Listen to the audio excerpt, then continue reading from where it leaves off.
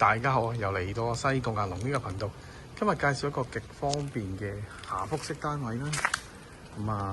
呢度就車泊門口啦。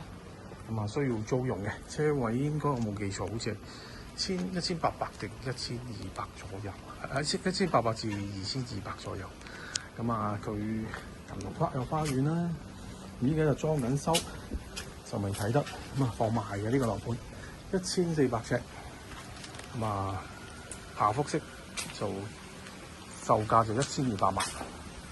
佢有呢個其實可以做到充電車位啦。